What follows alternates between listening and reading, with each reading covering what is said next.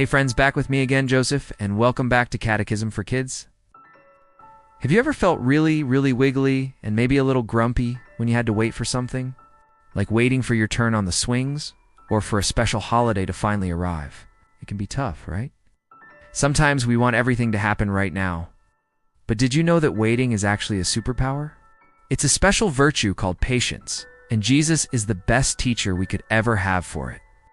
Patience isn't just about sitting still and doing nothing. It's about waiting with a happy heart, trusting that God has a wonderful plan, even when we can't see it yet. Think of it like this. When a farmer plants a tiny seed, he doesn't get a big plant the very next day. He has to wait patiently. He waters it, makes sure it gets sunlight, and trusts that God will make it grow.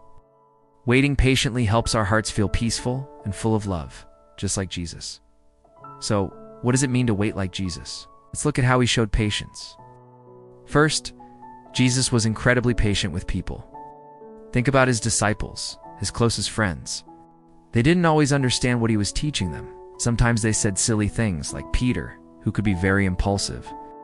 And remember that important night in the garden when Jesus was praying? He asked his friends to stay awake with him, but they fell asleep. Did Jesus get mad and yell at them? No, he was gentle and kind. He patiently woke them up and kept teaching them with love. He knew they were still learning, and he never gave up on them. Jesus was also patient with people who weren't his friends, like the scribes and Pharisees. They were often trying to trick him with difficult questions.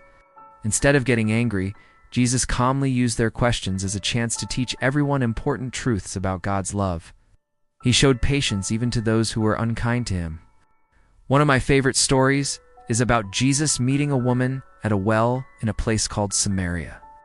Back then, people from there to towns didn't usually talk to each other. But Jesus didn't care about that. He sat down and gently started a conversation with her. He didn't rush. He listened to her and slowly, patiently helped her understand who he was. Because he was so patient and kind, her heart opened up, and she ran to tell her whole town about the wonderful person she had just met. See? Patience can change hearts. The most amazing way Jesus showed patience was in trusting God the Father's plan. This is a big one. Jesus knew his life would be very hard. He knew he would have to suffer.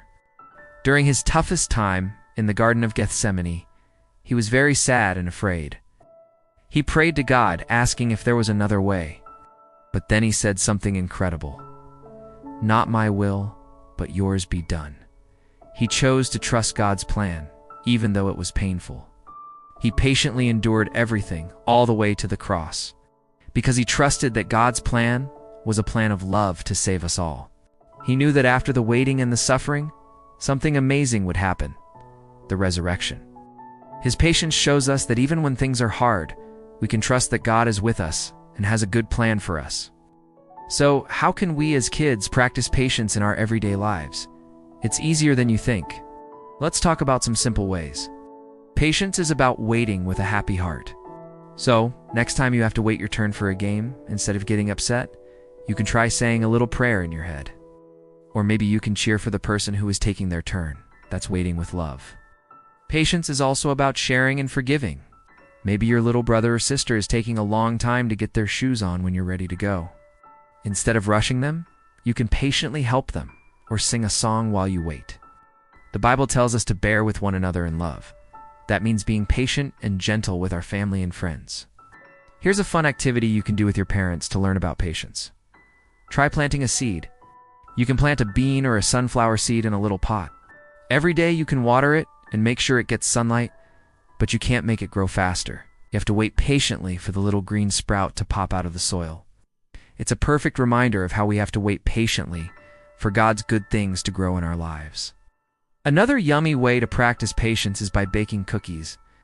You help mix all the ingredients together, but then comes the hard part, waiting for them to bake in the oven. It smells so good, and you want to eat them right away. But if you take them out too soon, they'll be gooey and not very good. When you wait patiently, you get a delicious, perfectly baked cookie. It's worth the wait. Waiting for God's timing is always worth it. 2, because his plan is always better than anything we could imagine. Remember the scripture from Psalm 37, verse 7? It says, "Be still before the Lord, and wait patiently for him. being still doesn't mean being bored. It means calming our hearts, taking a deep breath, and remembering that God is in control. It's trusting that He loves us and is working everything out for our good.